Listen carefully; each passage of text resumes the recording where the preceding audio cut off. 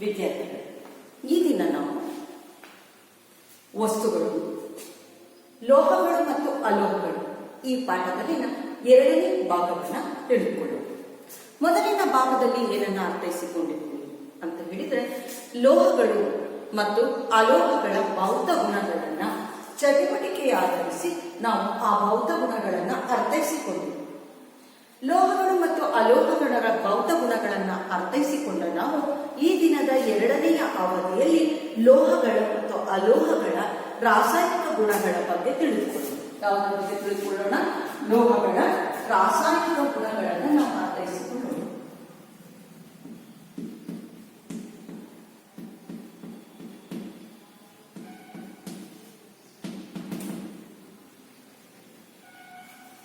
ಲೋಹಗಳ ರಾಸಾಯನಿಕ ಗುಣದಲ್ಲಿ ಮೊದಲನೇದಾಗಿ ನಾವು ಲೋಹ ಆಕ್ಸಿಜನ್ನೊಡನೆ ವರ್ತಿಸುವಿಕೆಯನ್ನ ನಾವು ತೆಗೆದುಕೊಳ್ತಾ ಹೋಗೋಣ.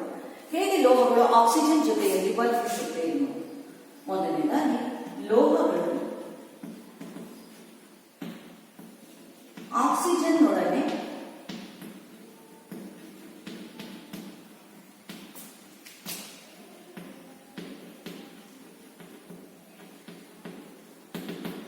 ವರ್ತಿಸುವಿಕೆ, ಲೋಹಗಳು ಆಕ್ಸಿಜನ್ನೊಡನೆ ವರ್ತಿಸುವಿಕೆಯ ಬಗ್ಗೆ ತಿಳಿದುಕೊಳ್ಳೋಣ. ವಿದ್ಯಾರ್ಥಿಗಳು, ಲೋಹಗಳು ಆಕ್ಸಿಜನ್ ಜೊಡನೆ ವರ್ತಿಸುವಿಕೆಯನ್ನ ನಾವು ನಿತ್ಯ ಜೀವನದಲ್ಲಿ ಸುಲಭವಾಗಿ ವೀಕ್ಷಿಸಲಿಕ್ಕೆ ಸಾಧ್ಯವಾಗಿರುವಂತಹದ್ದು ಅಂತ ಹೇಳಿದ್ರೆ ಕಬ್ಬಿಣ ತುಕ್ಕು ಹಿಡಿಯುವಂಥದ್ದು. ಈ ಕಬ್ಬಿಣ ತುಕ್ಕು ಹಿಡಿಯುವಂತಹದನ್ನ ಈಗ ನಾವು ಇಲ್ಲಿ ಕಾಣಬಹುದಾಗಿದೆ. ತುಕ್ಕು ಹಿಡಿದಿರುವುದನ್ನ ನೋಡಿ, ಇಲ್ಲಿ ಕಬ್ಬಿಣದ ಒಂದು ವಸ್ತು ಇದೆ. ಆ ವಸ್ತುವಿಗೆ ಕಬ್ಬಿಣ ಅದು ಏನಾಗಿದೆ, ತೇವಾಂಶಯುಕ್ತ ಗಾಳಿಯೊಂದಿಗೆ ವರ್ತಿಸಿ ಅದರ ಮೇಲೆ ಕಂದು ಬಣ್ಣದ ಪದರ ರೂಪುಗೊಂಡಿದೆ. ಆ ಕಂದು ಬಣ್ಣದ ಪದರ ಏನಿದೆ ಇದನ್ನ ನಾವು ಏನಂತ ಹೇಳಿ ಕರಿತೀವಿ? ಕಬ್ಬಿಣ ಆಕ್ಸಿಜನ್ ಜೊತೆಗೆ ವರ್ತಿಸಿದಾಗ ಉಂಟಾಗುವಂತಹ ಕಬ್ಬಿಣದ ಆಕ್ಸೈಡ್ ಅಂತ ಹೇಳಿ ನಾವು ರಾಸಾಯನಿಕ ಶಾಸ್ತ್ರದಲ್ಲಿ ಆ ರೀತಿ ಕಬ್ಬಿಣದ ಆಕ್ಸೈಡ್ ಅಂತ ಹೇಳಿದ್ರೆ ಆಡು ಭಾಷೆಯಲ್ಲಿ ನಾವು ಕಬ್ಬಿಣ ತುಕ್ಕು ಹಿಡಿದಿದೆ ಅಂತ ಹೇಳಿ ಹೇಳ್ತೀವಿ. ಹಾಗಾಗಿ ಬಯೋಗ್ಯಾಸ್ ಅನ್ನುವಂಥದ್ದು ಕಬ್ಬಿಣದ ಆಕ್ಸೈಡ್ ಆಗಿದೆ ಅನ್ನುವಂತಹದನ್ನ ನಾವು ಇಲ್ಲಿ ಕಾಣಬಹುದಾಗಿದೆ. ಇದನ್ನು ನಾವು ರಾಸಾಯನಿಕ ಸಮೀಕರಣದಲ್ಲಿ ಬರೆಯುವುದಾದರೆ, ವಿದ್ಯಾರ್ಥಿಗಳೇ, ನಿಮಗೆ ಧಾತುಗಳ ಪರಿಚಯ ಇದೆ, ಸಂಕೇತಗಳ ಪರಿಚಯ ಇದೆ, ಅಣುಸೂತ್ರಗಳ ಪರಿಚಯ ಇದೆ. ಹಾಗಾಗಿ ಈಗ ನಡೆಯುವಂತಹ ಕ್ರಿಯೆ ಏನಿದೆ, ಕಬ್ಬಿಣ ತುಕ್ಕು ಹಿಡಿಯುವ ಕ್ರಿಯೆ ಏನಿದೆ, ಇದನ್ನ ನಾವೀಗ ರಾಸಾಯನಿಕವಾದಂತಹ ಸಮೀಕರಣದ ರೂಪದಲ್ಲಿ ಬರೀತಾ ಹೋಗ್ತೀವಿ. ಹಾಗಾಗಿ ಕಬ್ಬಿಣ ಯಾವುದರ ಜೊತೆಗೆ ವರ್ತಿಸುತ್ತೆ? ಆಕ್ಸಿಜನ್ ಜೊತೆಗೆ ವರ್ತಿಸುತ್ತೆ. ಆಕ್ಸಿಜನ್ ಜೊತೆಗೆ ವರ್ತಿಸಬೇಕಾದ್ರೆ ಅಲ್ಲಿ ಗಾಳಿಯಲ್ಲಿ ತೇವಾಂಶ ಇರುತ್ತೆ. ಹಾಗಾಗಿ ತೇವಾಂಶಯುಕ್ತ ಆಕ್ಸಿಜನ್ ಜೊತೆಯಲ್ಲಿ ಕಬ್ಬಿಣ ವರ್ತಿಸುತ್ತೆ. ಕಬ್ಬಿಣ ವರ್ತಿಸಿ ಏನಾಗುತ್ತೆ? ಕಬ್ಬಿಣದ ಆಕ್ಸೈಡ್ ಅನ್ನ ಉಂಟು ಮಾಡುವಂತದ್ದಾಗುತ್ತೆ. ಕಬ್ಬಿಣ ಯಾವುದರ ಜೊತೆಯಲ್ಲಿ ವರ್ತಿಸ್ತಾ ಇದೆ ವಿದ್ಯಾರ್ಥಿಗಳೇ? ನೀರಿನ ಜೊತೆಯಲ್ಲಿ, ತೇವಾಂಶಯುಕ್ತ ಆಕ್ಸಿಜನ್ ಜೊತೆಯಲ್ಲಿ ವರ್ತಿಸ್ತಾ ಇದೆ. ಹಾಗಾಗಿ ಇವೆರಡರ ಜೊತೆಯಲ್ಲೂ ಸಹ ಇದು ವರ್ತಿಸಿ ಏನನ್ನ ಕೊಡ್ತಾ ಇದೆ? ಕಬ್ಬಿಣದ ಹೈಡ್ರಾಕ್ಸೈಡ್ ಅಥವಾ ಕಬ್ಬಿಣದ ಆಕ್ಸೈಡ್ ಅನ್ನ ಕೊಡ್ತಾ ಇದೆ. ಅಂದ್ರೆ ಈಗ ನಾವು ನೋಡಿರುವಂತಹ ಈ ವಸ್ತು ಏನಿದೆ, ಈ ವಸ್ತು ತುಕ್ಕು ಹಿಡಿದಿರುವಂತಹ ಈ ವಸ್ತು ಏನಿದೆ, ಇದು ಕಬ್ಬಿಣ ತೇವಾಂಶಯುಕ್ತ ಗಾಳಿಯೊಂದಿಗೆ ವರ್ತಿಸಿದಾಗ ಇಲ್ಲಿ ಉಂಟಾಗಿರುವಂತಹ ಕಂದು ಬಣ್ಣದ ವಸ್ತು ಏನಿದೆ ಅದು ಕಬ್ಬಿಣದ ಆಕ್ಸೈಡ್ ಆಗಿರುವಂತಹದ್ದಾಗಿದೆ. ಈ ಕಬ್ಬಿಣದ ಆಕ್ಸೈಡ್ ಏನಿದೆ, ಹೈಡ್ರಾಕ್ಸೈಡ್ ಅನ್ನುವಂಥದ್ದು, ಹೈಡ್ರಾಕ್ಸೈಡ್ ಅಂತ ಹೇಳ್ತೀವಿ, ಕಬ್ಬಿಣದ ಆಕ್ಸೈಡ್ ಆಗಿರುವಂತದ್ದು. ಇದು ಕಂದು ಬಣ್ಣದ ಪದರ ಇರುತ್ತೆ. ಈ ಕಂದು ಬಣ್ಣದ ಪದರವನ್ನು ನಾವು ಏನಂತ ಹೇಳ್ತೀವಿ ಮಕ್ಕಳೇ? ಕಂದು ಬಣ್ಣದ ಈ ಪದರವನ್ನ ಏನಂತ ಹೇಳ್ತೀವಿ? ತುಕ್ಕು ಅಂತ ಹೇಳಿ ಕರೀತೀವಿ. ಹಾಗಾಗಿ ಈ ರಾಸಾಯನಿಕ ಸಮೀಕರಣವನ್ನ ನಾವು ಕಬ್ಬಿಣ ರಾಸಾಯನಿಕ ಆಕ್ಸಿಜನ್ ಜೊತೆಗೆ ವರ್ತಿಸಿದಾಗ ಕಬ್ಬಿಣದ ಆಕ್ಸೈಡ್ ಆಗುತ್ತೆ ಅನ್ನುವಂತಹದಕ್ಕೆ ಒಂದು ಉದಾಹರಣೆಯಾಗಿ ಇದನ್ನ ತೆಗೆದುಕೊಳ್ಳಬಹುದಾಗಿದೆ. ಹಾಗೆ ಇದನ್ನು ಸಮತೋಲಿಸಬೇಕು ಆಗಿರುತ್ತೆ. ಹಾಗಾಗಿ ನಾವೇನ್ ಮಾಡ್ಬೇಕಪ್ಪ ಅಂತ ಹೇಳಿದ್ರೆ, ಇದನ್ನ ಸಮತೋಲಿಸಬೇಕಾದ್ರೆ ನಾವು ಇಲ್ಲಿ ಅವುಗಳನ್ನ ಸಮತೋಲಿಸುವಿಕೆಯನ್ನ ಮಾಡಬೇಕು. ಈ ರೀತಿಯಲ್ಲಿ ಅದನ್ನ ಸರಿದೂಗಿಸುವಂತದ್ದು ಮುಂದಿನ ತರಗತಿಯಲ್ಲಿ ನೀವು ಕಲಿತಾ ಹೋಗ್ತೇವೆ. ಇದು ಒಂದು ರಾಸಾಯನಿಕ ಕ್ರಿಯೆಗೆ ಉದಾಹರಣೆಯಾಗಿರುವಂತದ್ದಾಗಿದೆ. ನೆಕ್ಸ್ಟ್ ಇರುವಂತಹ ನಿಮ್ಮ ಪಠ್ಯ ಪುಸ್ತಕದಲ್ಲೇ ಇರುವಂತಹ ಇನ್ನೊಂದು ಉದಾಹರಣೆ ಯಾವುದಪ್ಪ ಅಂತ ಹೇಳಿದ್ರೆ ಮೆಗ್ನೀಷಿಯಂ ಆಕ್ಸಿಜನ್ ಜೊತೆಗೆ ವರ್ತಿಸುವಿಕೆ. ಮೆಗ್ನೀಷಿಯಂ ಏನಾಗುತ್ತಪ್ಪ ಅಂದ್ರೆ ಆಕ್ಸಿಜನ್ ಜೊತೆಗೆ ವರ್ತಿಸಿ ಮೆಗ್ನೀಷಿಯಂ ಆಕ್ಸೈಡ್ ಆಗಿರುವಂತಹದ್ದು. ನೋಡಿ, ಈಗ ನಾನು ನಿಮಗೆ ತೋರಿಸ್ತಾ ಇರುವಂತದ್ದು ಇದು ಮೆಗ್ನೀಷಿಯಂನ ಒಂದು ತಂತು. ಆದರೆ ಇದು ಸ್ವಲ್ಪ ಹೊಳಪಿನಿಂದ ಕೂಡಿರಬೇಕಾಗಿರುತ್ತೆ.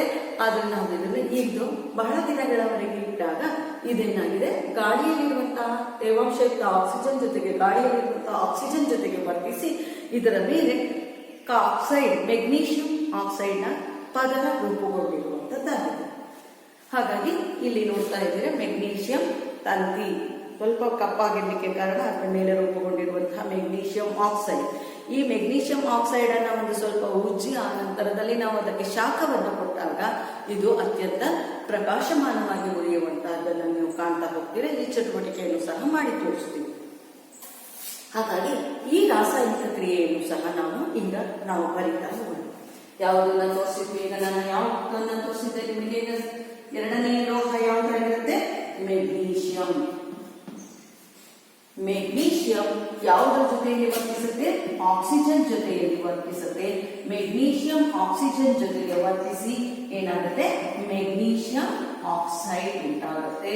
2Mg + O2 2MgO ಈ ರೀತಿಯ ಉತ್ಪನ್ನವನ್ನ ಉಂಟು ಮಾಡಿರುವಂತದ್ದಾಗುತ್ತೆ. ಈ ಮೆಗ್ನೀಷಿಯಂ ಆಕ್ಸೈಡ್ ಬಿಳಿ ಬಣ್ಣದ ಪುಡಿಯಾಗಿರುತ್ತೆ. ಇದನ್ನು ಸಹ ಚಟುವಟಿಕೆಯಿಂದ ವೀಕ್ಷಣೆ ಮಾಡ್ತೀವಿ. ಹಾಗಾಗಿ ಮಕ್ಕಳ ಯಾವುದೇ ಲೋಹ ನಾವು ತೆಗೆದುಕೊಂಡಾಗ ಯಾವ ಲೋಹಗಳು ಆಕ್ಸಿಜನ್ ಜೊತೆಗೆ ವರ್ತಿಸುತ್ತೋ ಆ ಲೋಹಗಳು ಆಕ್ಸಿಜನ್ ಜೊತೆಗೆ ವರ್ತಿಸಿದಾಗ ಏನನ್ನ ಉತ್ಪತ್ತಿ ಮಾಡುತ್ತೆ ಅನ್ನುವಂಥದ್ದನ್ನ ನಾವು ತಿಳಿಯಬಹುದಾಗಿದೆ ಮಕ್ಕಳೇ. ಆಕ್ಸೈಡ್ಗಳನ್ನ ಉತ್ಪತ್ತಿ ಮಾಡುತ್ತೆ ಅನ್ನುವಂಥದ್ದನ್ನ ನಾವು ಇಲ್ಲಿ ಅರ್ಥೈಸಿಕೊಳ್ಳಬಹುದಾಗಿದೆ. ಕಬ್ಬಿಣ ಆಕ್ಸಿಜನ್ ತೇವಾಂಶಯುಕ್ತ ಗಾಳಿಯೊಡನೆ ವರ್ತಿಸಿ ಕಬ್ಬಿಣದ ಆಕ್ಸೈಡ್ ತುಕ್ಕು ಉಂಟಾಗಿದೆ. ಅದೇ ರೀತಿಯಲ್ಲಿ ಮೆಗ್ನೀಷಿಯಂ ಆಕ್ಸಿಜನ್ ಜೊತೆಗೆ ವರ್ತಿಸಿ ಮೆಗ್ನೀಷಿಯಂ ಆಕ್ಸೈಡ್ ಅನ್ನುವಂತಹ ಒಂದು ಉತ್ಪನ್ನ ಉಂಟಾಗಿದೆ. ಇದಲ್ಲದೆ ತಾಮ್ರವು ಸಹ ಮನೆಯಲ್ಲಿ ಇರುವಂತಹ ತಾಮ್ರದ ಪಾತ್ರೆಗಳನ್ನು ನೀವು ಗಮನಿಸಿದ್ರೆ, ತಾಮ್ರದ ಕೊಡ, ಕಳಸಕ್ಕೆ ಬಳಸುವಂತಹ ತಾಮ್ರದ ಚಂಬು, ಕಳಸ ಮಾಡಲಿಕ್ಕೆಲ್ಲ ಬಳಸ್ತಾರೆ. ಆ ತಾಮ್ರದ ಚಂಬು ಇವುಗಳೆಲ್ಲ ವೀಕ್ಷಣೆ ಮಾಡಿದಾಗ ಇದು ತೊಳೆದಂತಹ ಸಮಯದಲ್ಲಿ ಚೆನ್ನಾಗಿ ಉಜ್ಜಿಟ್ಟಂತಹ ವಾರದ ದಿನಗಳಲ್ಲಿ ಅದು ಪಳಪಳ ಹೊಳಿತಾ ಇರುತ್ತೆ. 1 ವಾರಗಳ 15 ದಿನ ಕಳೆದರೆ ಅದರ ಮೇಲೆ ಹಸಿರು ಬಣ್ಣದ ಪದರ ರೂಪುಗೊಂಡಿರುವಂತದ್ದು ಕಂಡು ಬರ್ತಾ ಹೋಗುತ್ತೆ. ಇದನ್ನು ನಾವು ತಾಮ್ರದ ಆಕ್ಸೈಡ್ ಅಂತ ಹೇಳಿ ಕರಿತೀವಿ. ಹಾಗಾಗಿ ತಾಮ್ರವೂ ಸಹ ಅದು ಹಸಿರು ಬಣ್ಣದಲ್ಲಿ ಉಂಟಾಗಿ ಅದರ ಮೇಲೆ ತಾಮ್ರದ ಕೊಡ ಅಥವಾ ಕಳಸ ಕಪ್ಪಾದ ಹಾಗೆ ಕಾಣಿಸುತ್ತೆ.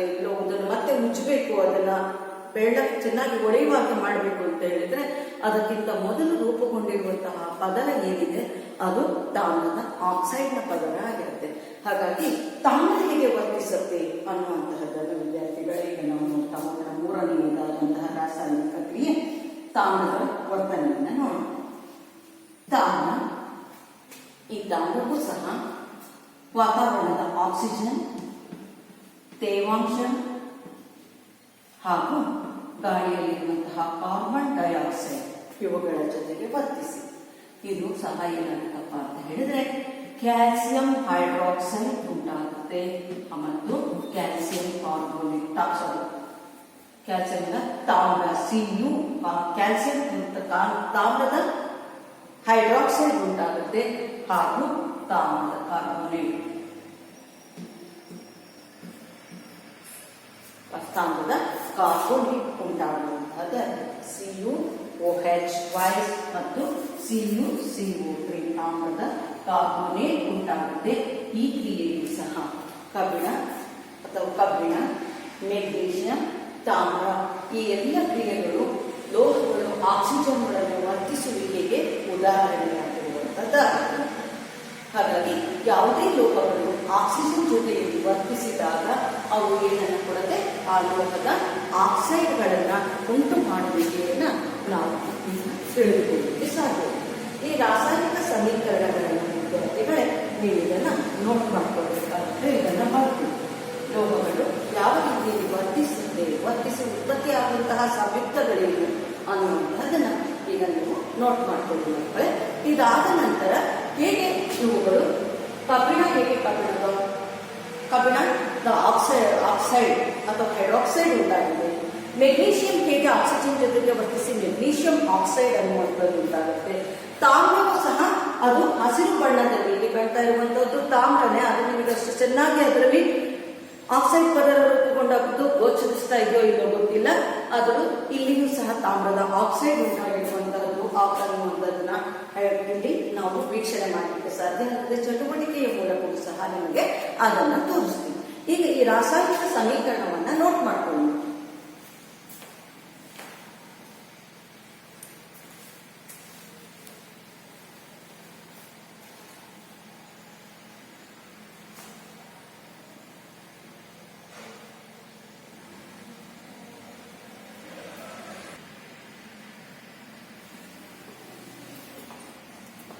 ಲೋಹಗಳು ಆಕ್ಸಿಜನ್ನೊಡನೆ ವರ್ತಿಸಿದ್ದನ್ನು ತಿಳಿದಂತಹ ನಾವು ಈಗ ಲೋಹಗಳು ನೀರಿನೊಂದಿಗೆ ವರ್ತಿಸುವಿಕೆಯನ್ನು ತಿಳಿದುಕೊಳ್ಳೋಣ. ಯಾವುದರೊಳಗೆ ವರ್ತಿಸುವಿಕೆ? ಲೋಹಗಳು ನೀರಿನೊಡನೆ ವರ್ತಿಸುವಿಕೆ.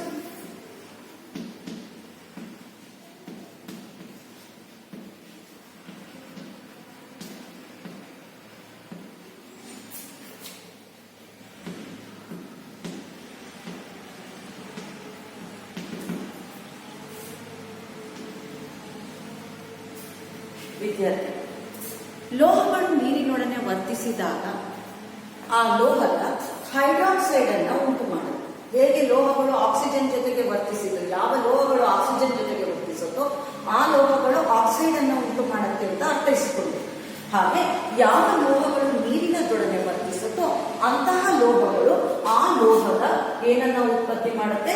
ಹೈಡ್ರಾಕ್ಸೈಡ್ ಅನ್ನ ಉತ್ಪತ್ತಿ ಮಾಡುತ್ತೆ. ಇದಕ್ಕೆ ಒಂದು ಉದಾಹರಣೆಯಾಗಿ ತೆಗೆದುಕೊಳ್ಳಿ. ಸೋಡಿಯಂ.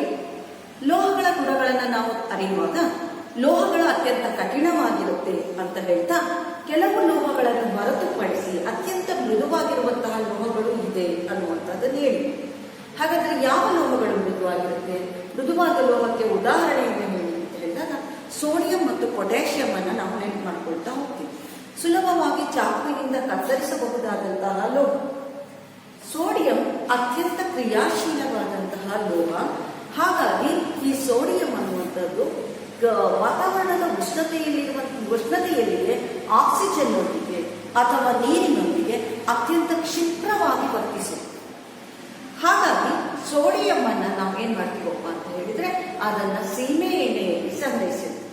ಸೀಮೆ ಎಣ್ಣೆಯಲ್ಲಿ ಯಾಕೆ ಸಂಗ್ರಹಿಸಿರ್ತೀವಿ? ಸೀಮೆ ಎಣ್ಣೆಯಲ್ಲಿ ಇರುವಂತದ್ದು ಕಾರ್ಬನ್, ಹೈಡ್ರೋಜನ್ ಆ ತರದ ಧಾತುಗಳಿರುತ್ತೆ. ಇಲ್ಲಿ ಆಕ್ಸಿಜನ್ ಇರೋದಿಲ್ಲ. ಹಾಗಾಗಿ ನಾವು ಸೋಡಿಯಂ ಅನ್ನ ಯಾವುದರಲ್ಲಿ ಸಂಗ್ರಹಿಸಿರ್ತೀವಿ? ಸೀಮೆ ಎಣ್ಣೆಯಲ್ಲಿ ಸಂಗ್ರಹಿಸಿರ್ತೀವಿ. ಸೋಡಿಯಂ ಆಕ್ಸಿಜನ್ ಜೊತೆಗೆ ವರ್ತಿಸಿ ಏನಾಗುತ್ತೆ? ಬೇಗ ಅದು ರಭಸವಾಗಿ ಅತ್ಯಂತ ವೇಗವಾಗಿ ವರ್ತಿಸಿ ಅದರ ಹೈಡ್ರಾಕ್ಸೈಡ್ ಅನ್ನು ಉಂಟು ಮಾಡುತ್ತೆ. ಹಾಗಾಗಿ ನಾವು ಸೋಡಿಯಂ ಅನ್ನ ಸೀಮೆ ಎಣ್ಣೆಯಲ್ಲಿ ಸಂಗ್ರಹಿಸಿರ್ತೀವಿ. ಸೋಡಿಯಂ ಅತ್ಯಂತ ಕ್ರಿಯಾಶೀಲವಾದಂತಹ ಧಾತು. ಇದನ್ನು ಸಹ ನಾವು ಚಟುವಟಿಕೆಯ ಮೂಲಕ ತಿಳಿದುಕೊಳ್ಳೋಣ.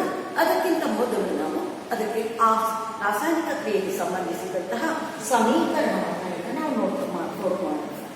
ವಿದ್ಯಾರ್ಥಿಗಳು, ಯಾವ ಧಾತು ಅಂತ ಹೇಳಿದ್ರು? ಮೃದುವಾದಂತಹ ಧಾತು ಯಾವುದು? ಸೋಡಿಯಂ.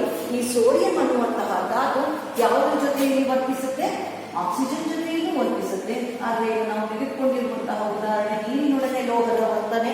ಹಾಗಾಗಿ ಸೋಡಿಯಂ ನೀರಿನೊಡನೆಯೂ ಸಹ ವರ್ತಿಸಿ ಕೊಠಡಿಯ ಉಷ್ಣತೆಯಲ್ಲಿ, ಅದಕ್ಕೆ ಮತ್ತೆ ನಾವು ಬೇರೆ ಉಷ್ಣತೆ ಹಾಕಬೇಕು ಅಂತೇನಿಲ್ಲ, ಬೀಕರ್ ಅನ್ನ ತೆಗೆದುಕೊಂಡು ಅದಕ್ಕೆ ಅದರಷ್ಟು ನೀರನ್ನು ತೆಗೆದುಕೊಂಡು ಅದಕ್ಕೆ ಸೋಡಿಯಂ ಲೋಹವನ್ನು ಹಾಕಿದಾಗ ಅತ್ಯಂತ ರಭಸವಾಗಿ ವರ್ತಿಸಿ ಅದು ಸೋಡಿಯಂ ಹೈಡ್ರಾಕ್ಸೈಡ್ ಅನ್ನು ಉಂಟು ಮಾಡುವುದನ್ನು ನಾವು ಚಟುವಟಿಕೆಯ ಮೂಲಕ ಈಗ ವೀಕ್ಷಿಸಬಹುದಾಗಿದೆ. ಸೋಡಿಯಂ ಪ್ಲಸ್ ನೀರು ಇವೆರಡೂ ವರ್ತಿಸಿ ಸೋಡಿಯಂ ಹೈಡ್ರಾಕ್ಸೈಡ್ ಉಂಟು ಮಾಡುತ್ತೆ. ಜೊತೆಗೆ ಯಾವುದನ್ನ ಬಿಡುಗಡೆ ಮಾಡುತ್ತೆ? ಹೈಡ್ರೋಜನ್ ಅನಿಲವನ್ನು ಬಿಡುಗಡೆ ಮಾಡುತ್ತೆ. ಹಾಗಾಗಿ ಇಲ್ಲಿ ನೋಡ್ತಾ ಇರುವಂತದ್ದು ಸೋಡಿಯಂ.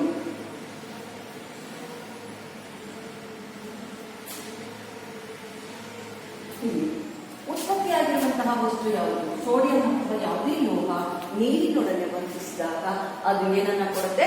ಅವುಗಳ ಹೈಡ್ರಾಕ್ಸೈಡ್ ಅನ್ನು ಕೊಡುತ್ತೆ. ಹಾಗಾಗಿ ಇದು ಯಾವುದನ್ನ ಕೊಟ್ಟಿದೆ? ಇಲ್ಲಿ ನಮಗೆ ಇದು ಸೋಡಿಯಂ ಹೈಡ್ರಾಕ್ಸೈಡ್.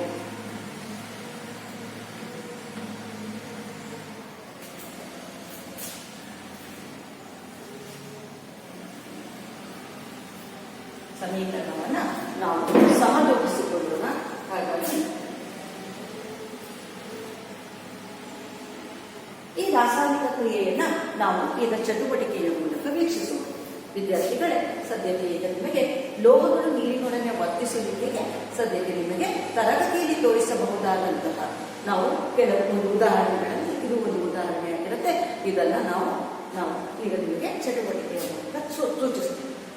ಆದರೆ ಕೆಲವು ಲೋಹಗಳು ತಣ್ಣೀರಿನೊಡನೆ ಅತ್ಯಂತ ರಭಸವಾಗಿ ವರ್ತಿಸುತ್ತೆ, ಕೆಲವು ಲೋಹಗಳು ತಣ್ಣೀರಿನೊಡನೆ ನಿಧಾನವಾಗಿ ವರ್ತಿಸುತ್ತೆ.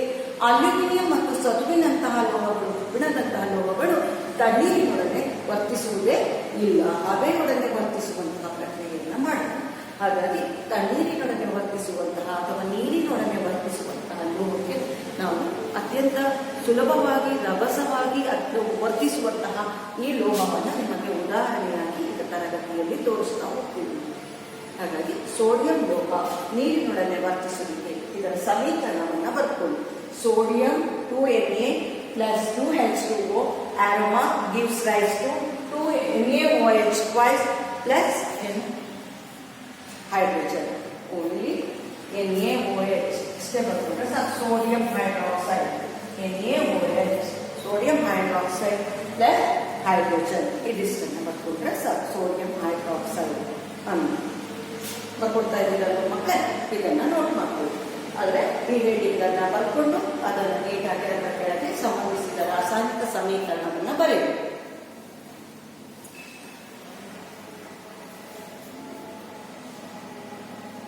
ವಿದ್ಯಾರ್ಥಿಗಳೇ, ಈಗ ನಾವು ಮೆಗ್ನೀಷಿಯಂ ಲೋಹ ಆಕ್ಸಿಜನ್ ಜೊತೆಗೆ ವರ್ತಿಸಿ ಮೆಗ್ನೀಷಿಯಂ ಆಕ್ಸೈಡ್ ಉಂಟಾಗುವಿಕೆಯನ್ನ ವೀಕ್ಷಿಸೋಣ.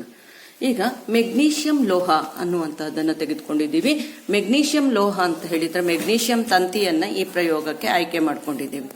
ಈಗ ಮೆಗ್ನೀಷಿಯಂ ತಂತಿ ಆಕ್ಸಿಜನ್ ಜೊತೆಯಲ್ಲಿ ವರ್ತಿಸಿ ಬೇಗ ಅದು ಅತ್ಯಂತ ಪ್ರಕಾಶಮಾನವಾಗಿ ಅದು ತನ್ನ ಜ್ವಾಲೆಯೊಂದಿಗೆ ಬೆಳಗುವಂತಹದನ್ನು ನಾವು ವೀಕ್ಷಿಸಬಹುದು. ಮೆಗ್ನೀಷಿಯಂ ತಂತಿ ಆಕ್ಸಿಜನ್ ಜೊತೆಗೆ ವರ್ತಿಸುವಿಕೆಯನ್ನ ನಾವು ಈ ಚಟುವಟಿಕೆಯಲ್ಲಿ ವೀಕ್ಷಣೆ ಮಾಡಲಿಕ್ಕೆ ಸಾಧ್ಯ ಆಗ್ತಾ ಹೋಗುತ್ತೆ ಮಕ್ಕಳೇ. ಹೇಗೆ ವರ್ತಿಸುತ್ತೆ ಅನ್ನುವಂತಹದ್ದನ್ನ ಈಗ ನಾವು ವೀಕ್ಷಿಸೋಣ.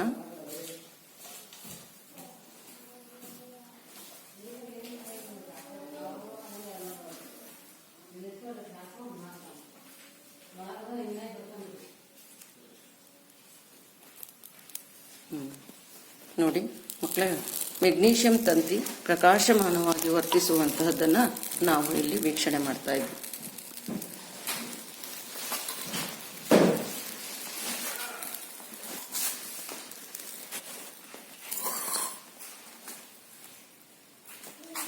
ಈಗ ಈ ಮೆಗ್ನೀಷಿಯಂ ಆಕ್ಸೈಡ್ ಅನ್ನು ನೀರಿನಲ್ಲಿ ವಿಲೀನಗೊಳಿಸಿದಾಗ ಇದು ಮೆಗ್ನೀಷಿಯಂ ಹೈಡ್ರಾಕ್ಸೈಡ್ ಉಂಟಾಗಿರುತ್ತೆ. ಇದನ್ನ ಮೆಗ್ನೀಷಿಯಂ ಆಕ್ಸೈಡ್ ಇದೆ. ಈ ಮೆಗ್ನೀಷಿಯಂ ಆಕ್ಸೈಡ್ಗೆ ನಾವೀಗ ಸ್ವಲ್ಪ ನೀರನ್ನು ಹಾಕಿ ಇದನ್ನ ಚೆನ್ನಾಗಿ ಕಲಕಿದೀವಿ. ಈಗ ಏನಾಗಿದೆ, ಅದು ಮೆಗ್ನೀಷಿಯಂ ಹೈಡ್ರಾಕ್ಸೈಡ್ ಉಂಟಾಗಿರುವಂತಹದ್ದು. ಈಗ ಮೆಗ್ನೀಷಿಯಂ ಆಕ್ಸೈಡ್ ಇತ್ತು, ಅದಕ್ಕೆ ನೀರನ್ನು ಹಾಕಿದೀವಿ, ಹಾಗಾಗಿ ಅದು ಮೆಗ್ನೀಷಿಯಂ ಹೈಡ್ರಾಕ್ಸೈಡ್ ಆಗಿರುವಂತಹದ್ದನ್ನ ನಾವು ಕಾಣ್ತಾ ಇದ್ದೀವಿ. ಈ ಮೆಗ್ನೀಷಿಯಂ ಹೈಡ್ರಾಕ್ಸೈಡ್ಗೆ ನಾವು ಕೆಂಪು ಲಿಟ್ಮಸ್ ಅನ್ನ ಅದ್ದುತ್ತಾ ಇದ್ದೀವಿ. ಕೆಂಪು ಲಿಟ್ಮಸ್ ಪೇಪರ್ ಅನ್ನ ಇದಕ್ಕೆ ಅದ್ದುತ್ತಾ ಇದ್ದೀವಿ. ಅದೇನಾಗ್ತಾ ಇದೆ, ಕೆಂಪು ಲಿಟ್ಮಸ್ ಪೇಪರ್ ಅನ್ನು ಅದ್ದಿದಾಗ ಅದು ನೀಲಿ ಬಣ್ಣಕ್ಕೆ ತಿರುಗುವುದನ್ನು ನಾವು ಕಾಣ್ತಾ ಹೋಗ್ಬೋದು. ಅರ್ಧ ಕೆಂಪಿದೆ, ಅರ್ಧ ನೀಲಿ ಬಣ್ಣದಲ್ಲಿ ಇರುವಂಥದ್ದನ್ನು ನೀವು ಕಾಣ್ತಾ ಇದ್ದೀರ. ನಿಧಾನವಾಗಿ ಅದು ನೀಲಿ ಬಣ್ಣಕ್ಕೆ ತಿರುಗ್ತಾ ಇದೆ.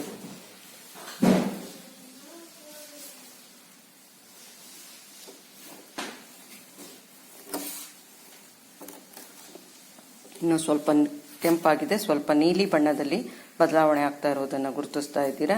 ಹಾಗಾಗಿ ಲೋಹದ ಆಕ್ಸೈಡ್ಗಳು ಪ್ರತ್ಯಾಮ್ಲೀಯ ಅನ್ನುವಂಥದ್ದನ್ನು ನಾವು ತಿಳಿಲಿಕ್ಕೆ ಸಾಧ್ಯ ಆಗ್ತಾ ಹೋಗುತ್ತೆ ಮಕ್ಕಳೇ. ಈ ಚಟುವಟಿಕೆಯಿಂದ ಲೋಹದ ಆಕ್ಸೈಡ್ಗಳು ಸಹ ಪ್ರತ್ಯಾಮ್ಲೀಯ ಆಕ್ಸೈಡ್ಗಳು ಅನ್ನುವಂತಹದ್ದನ್ನ ತಿಳಿಯಬಹುದು. ವಿದ್ಯಾರ್ಥಿಗಳೇ, ಈಗ ನಾವು ಸೋಡಿಯಂ ನೀರಿನೊಡನೆ ವರ್ತಿಸುವಿಕೆಯ ಪ್ರಯೋಗವನ್ನ ವೀಕ್ಷಿಸೋಣ. ಮೊದಲಿಗೆ ಬೀಕರ್ ಅನ್ನ ತೆಗೆದುಕೊಂಡಿದ್ದೀವಿ, ಅದರಲ್ಲಿ ನೀರನ್ನ ತೆಗೆದುಕೊಂಡಿದ್ದೀವಿ. ಈಗ ಸೋಡಿಯಂ ಲೋಹವನ್ನ ನಾವು ತೆಗೆದುಕೊಂಡಿದ್ದೀವಿ. ಸೋಡಿಯಂ ಅತ್ಯಂತ ಮೃದುವಾದ ಲೋಹ, ಹಾಗಾಗಿ ಇದನ್ನ ನೋಡಿ ಸೀಮೆ ಎಣ್ಣೆಯಲ್ಲಿ ಸಂಗ್ರಹಿಸಿಟ್ಟಿರ್ತಾರೆ. ಮೃದುವಾದ ಲೋಹ ಅಂತ ಹೇಳಿ ಹೇಗೆ ಗೊತ್ತಾಗುತ್ತೆ ಅಂತ ಹೇಳಿದ್ರೆ, ಲೋಹಗಳು ಗುಣವನ್ನ ನಾವು ಅರಿತಿದ್ದೇವೆ, ಲೋಹಗಳು ಕಠಿಣವಾಗಿರುತ್ತೆ ಅಂತ ಹೇಳಿ.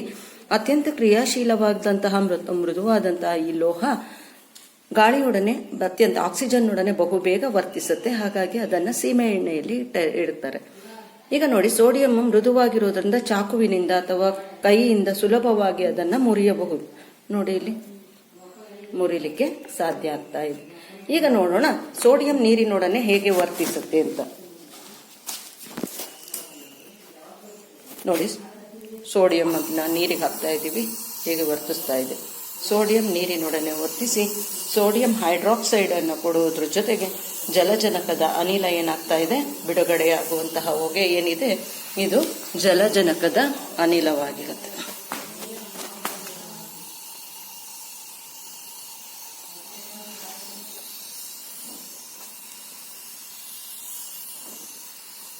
ಹೆಚ್ಚಿಸ್ತಾ ಇದ್ದೀರಲ್ವ ವಿದ್ಯಾರ್ಥಿಗಳೇ?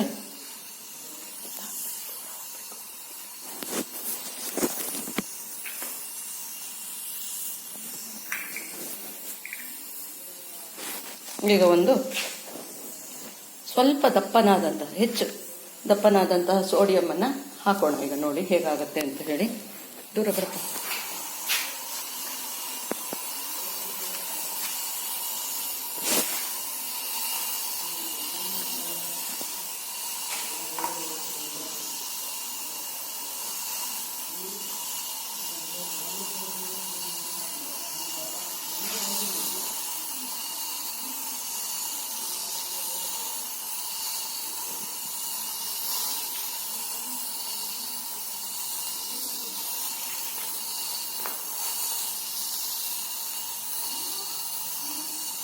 ನೋಡಿ, ವೀಕ್ಷಿಸ್ತಾ ಇದ್ದೀರಾ ಸೋಡಿಯಂ ಹೇಗೆ ವರ್ತಿಸ್ತಾ ಇದೆ ನೀರಿನೊಡನೆ. ಸೋಡಿಯಂ ವರ್ತಿಸಿ ಸೋಡಿಯಂ ಹೈಡ್ರಾಕ್ಸೈಡ್ ಆಗ್ತಾ ಇದೆ, ಜೊತೆಗೆ ಜಲಜನಕವೂ ಸಹ ಇಲ್ಲಿ ಬಿಡುಗಡೆ ಆಗ್ತಾ ಇರುವಂತಹದನ್ನ ವೀಕ್ಷಣೆ ಮಾಡಬಹುದು ಮಕ್ಕಳು.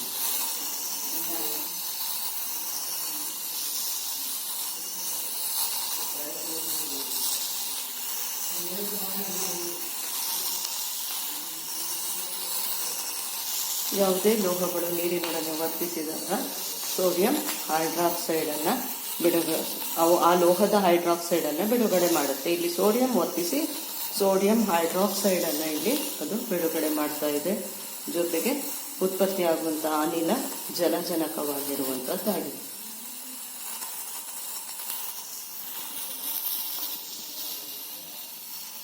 ವೀಕ್ಷಿಸಿದಿರಲ್ವಾ ವಿದ್ಯಾರ್ಥಿಗಳೇ? ನೋಡಿ, ಇನ್ನೂ ವರ್ತಿಸುತ್ತಾನೇ ಇದೆ. ಕೊನೆಯ ತನಕವೂ ಸಹ ಲೋಹ ತಣ್ಣೀರಿನೊಡನೆ ಅತ್ಯಂತ ರಭಸವಾಗಿ ವರ್ತಿಸುವಂತಹ ಪ್ರಕ್ರಿಯೆ ಇದು ಲೋಹದ ರಾಸಾಯನಿಕ ಗುಣಗಳಲ್ಲಿ ಒಂದಾಗಿರುವಂತಹ. ಸೋಡಿಯಂ ನೀರಿನೊಡನೆ ವರ್ತಿಸಿ ಸೋಡಿಯಂ ಹೈಡ್ರಾಕ್ಸೈಡ್ ಮತ್ತು ಜಲಜನಕ ಉಂಟಾಗಿರುವ ಈ ಪ್ರಕ್ರಿಯೆಯನ್ನ ನೋಡಿದಿರಾ. ಬಿಡುಗಡೆಯಾದಂತಹ ಅನಿಲ ಜಲಜನಕ, ಇದರಲ್ಲಿ ಇರುವಂತಹದ್ದು ಸೋಡಿಯಂ ಹೈಡ್ರಾಕ್ಸೈಡ್. ಈ ಸೋಡಿಯಂ ಹೈಡ್ರಾಕ್ಸೈಡ್ ಏನಿದೆ, ಲೋಹದ ಆಕ್ಸೈಡ್ಗಳು ನೀರಿನಲ್ಲಿ ಕರಗಿದಾಗ ಅದು ಪ್ರತ್ಯಾಮ್ಲೀಯ ಗುಣವನ್ನ ಪ್ರದರ್ಶಿಸುತ್ತೆ ಅನ್ನುವಂತಹದ್ದನ್ನ ನೀವು ತಿಳಿದಿದ್ದೀರಾ. ಹಾಗಾದ್ರೆ ಇದನ್ನ ನಾವು ಈಗ ಪ್ರತ್ಯಾಮ್ಲೀಯವೇ ಅಂತ ಹೇಳಿ ಹೇಗೆ ಪರೀಕ್ಷಿಸೋದಪ್ಪ ಅಂತ ಹೇಳಿದ್ರೆ, ಇದನ್ನ ನಾವು ವೀಕ್ಷಣೆ ಮಾಡಿದಾಗ ಇಲ್ಲಿ ಕೆಂಪು ಲಿಟ್ಮಸ್ ಕಾಗದವನ್ನ ನಾವು ಸೋಡಿಯಂ ಹೈಡ್ರಾಕ್ಸೈಡ್ ದ್ರಾವಣಕ್ಕೆ ಅದ್ದುತ್ತಾ ಇದೀವಿ. ನೋಡಿ, ಕೆಂಪು ಲಿಟ್ಮಸ್ ದ್ರಾವಣ, ಅದನ್ನ ಸೋಡಿಯಂ ಹೈಡ್ರಾಕ್ಸೈಡ್ ದ್ರಾವಣಕ್ಕೆ ಅದ್ದಿದಾಗ ಅದು ಯಾವ ಬಣ್ಣಕ್ಕೆ ತಿರುಗಿದೆ ನೋಡಿ ವಿದ್ಯಾರ್ಥಿಗಳು, ಕ್ಲೀನಾಗಿ ಗಮನಿಸಿ. ಅದು ಯಾವ ಬಣ್ಣಕ್ಕೆ ತಿರುಗಿದೆ?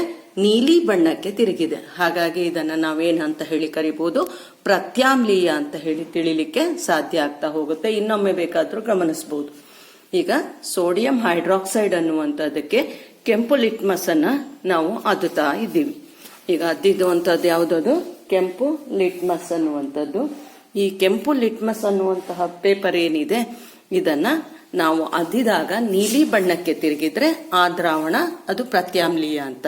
ಈಗ ನೋಡಿ, ಅದ್ದುತ್ತಾ ಇದ್ದೀವಿ, ಕೆಂಪು ಲಿಟ್ಮಸ್ ಅನ್ನ ಅದ್ದುತ್ತಾ ಇದ್ದೀವಿ. ಯಾವ ಬಣ್ಣಕ್ಕೆ ತಿರುಗಿದ ತಕ್ಷಣ ಪ್ರತ್ಯಾಮ್ಲೀಯ ಗುಣವನ್ನ ಪ್ರದರ್ಶಿಸುತ್ತೆ. ಹಾಗಾಗಿ ಲೋಹೀಯ ಆಕ್ಸೈಡ್ಗಳು ನೀರಿನಲ್ಲಿ ಕರಗಿ ಅದು ಪ್ರತ್ಯಾಮ್ಲೀಯ ಗುಣವನ್ನ ಪ್ರದರ್ಶಿಸುತ್ತೆ.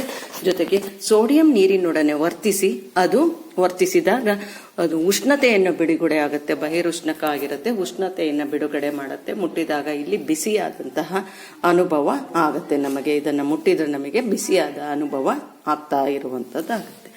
ಇದಿಷ್ಟನ್ನು ತಿಳಿದುಕೊಂಡ್ರಿ ಮಕ್ಕಳೇ.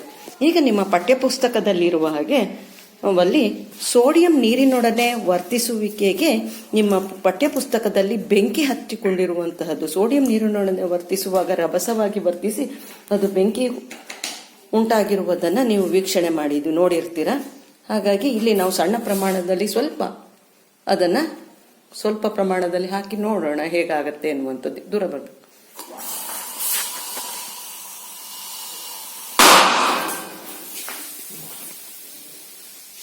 ದೊಡನೆ ವರ್ತಿಸುವಿಕೆಯನ್ನು ನಾವು ಈಗ ಪ್ರಯೋಗದ ಮೂಲಕ ತೆಗೆದುಕೊಳ್ಳೋಣ. ಒಂದು ಪ್ರಮಾಣದಲ್ಲಿ ಹೈಡ್ರೋಕ್ಲೋರಿಕ್ ಆಮ್ಲವನ್ನು ತೆಗೆದುಕೊಳ್ತಾ ಇದ್ದೀವಿ.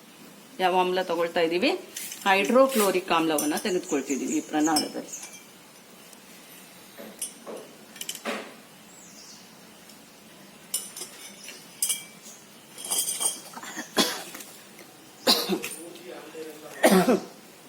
ನೋಡಿ ಇಲ್ಲಿ ಇದು ಹೈಡ್ರೋಕ್ಲೋರಿಕ್ ಆಮ್ಲನೇ ಎನ್ನುವಂಥದ್ದು ನಿಮಗೆ ಕನ್ಫರ್ಮ್ ಆಗಬೇಕು ಅಂತ ಹೇಳಿದ್ರೆ ಈ ಬಾಟ್ಲಲ್ಲಿ ನೀವು ಇದನ್ನು ಗಮನಿಸಬಹುದು. Hydrochloric acid. ಈ ಹೈಡ್ರೋಕ್ಲೋರಿಕ್ ಆಸಿಡ್ಗೆ ನಾನು ಈಗ ಸತುವಿನ ಚೂರನ್ನ ಹಾಕ್ತಾ ಇದ್ದೀನಿ. ಏನನ್ನ ಹಾಕ್ತಾ ಇದ್ದೀನಿ? ಸತುವಿನ ಚೂರು. ಸತುವಿನ ಚೂರು ನೋಡಿ ಎಷ್ಟು ವೇಗವಾಗಿ ವರ್ತಿಸ್ತಾ ಇದೆ. ಸತುವಿನ ಚೂರು ವರ್ತಿಸಿ ಏನಾಗ್ತಾ ಇದೆ? ಬಿಡುಗಡೆ ಆಗ್ತಾ ಇರುವಂತಹ ಅನಿಲ ಯಾವುದಾಗಿದೆಪ್ಪ ಅಂದ್ರೆ ಹೈಡ್ರೋಜನ್ ಅನಿಲ ಆಗಿದೆ. ಈ ಬಿಡುಗಡೆ ಆಗಿರುವಂತಹ ಹೈಡ್ರೋಜನ್ ಅನಿಲವನ್ನ ಹೈಡ್ರೋಜನ್ ಅನಿಲವೇ ಅಂತ ಹೇಳಿ ನಾವು ಗುರುತಿಸ್ಲಿಕ್ಕೆ ಏನ್ ಮಾಡ್ತೀವಪ್ಪ ಅಂತ ಹೇಳಿ ಇದ್ರ ಪರೀಕ್ಷೆ ಮಾಡ್ಲಿಕ್ಕೆ ಇದನ್ನ ಉರಿಯುತ್ತಾ ಇರುವಂತಹ ಮದ್ಯಸಾರದ ದೀಪದ ಬಳಿ ಅದನ್ನ ತೆಗೆದುಕೊಂಡು ಹೋದ್ರೆ ಅದು ಉರಿಯುವಂತಹ ಸಮಯದಲ್ಲಿ ಪಾಪ್ ಅನ್ನುವಂತಹ ಶಬ್ದದೊಂದಿಗೆ ಹೈಡ್ರೋಜನ್ ಅನಿಲ ಹತ್ತುಕೊಂಡು ಉರಿಲಿಕ್ಕೆ ಪ್ರಯತ್ನ ಪಡುತ್ತೆ. ಎಲ್ಲಿ ಮಿಸ್ ಹತ್ಕೊಂಡು ಉರಿತಾನೆ ಇಲ್ಲಲ್ಲ ಅಂತ ಅನಿಸ್ತಾ ಇದೆಯಲ್ಲ. ಯಾಕೆ ಹತ್ಕೊಂಡು ಉರಿತಿಲ್ಲ ಅಂದ್ರೆ ಬಿಡುಗಡೆ ಆದಂತಹ ಹೈಡ್ರೋಜನ್ ಅನಿಲ ಏನಾಯ್ತು, ಹೊರಗಡೆ ಹೋಗ್ಬಿಟ್ಟಿದೆ. ನಾನು ಸಂಗ್ರಹ ಮಾಡೋದ್ರೊಳಗೆ ಅದು ಹೊರಗಡೆ ಹೋಗ್ಬಿಡ್ತು. ನಾನು ಸಹ ಕೈ ಸುಡುತ್ತೆ ಅಂತ ಹೇಳಿ ಅದನ್ನು ಹೊರಗೆ ಬಿಟ್ಟೆ. ನೋಡಿ ಅಪ್ಪ ಕಾಣಿಸ್ತಿದ್ಯಾ? ನೋಡಿ ಒಳಗಡೆ ರಭಸದಿಂದ ಬರ್ತಾ ಇದೆ. ಕಾಣಿಸ್ತಂತದ ಪಾಪ್ ಸೌಂಡ್ ಬರ್ತಿದೆ ತಾನೆ, ಕೈ ಸುಡ್ತಾ ಇದೆ ಅನ್ನೋ ಕಾರಣಕ್ಕೆ ನಾನು ಅಷ್ಟಕ್ಕೆ ನಿಲ್ಸಿದ್ದೀನಿ ಮಕ್ಕಳು. ಗೊತ್ತಾಗ್ತಿದೆ ಅಲ್ವಾ? ಬಿಡುಗಡೆ ಆಗುವಂತ ಹೈಡ್ರೋಜನ್ ಅನಿಲ.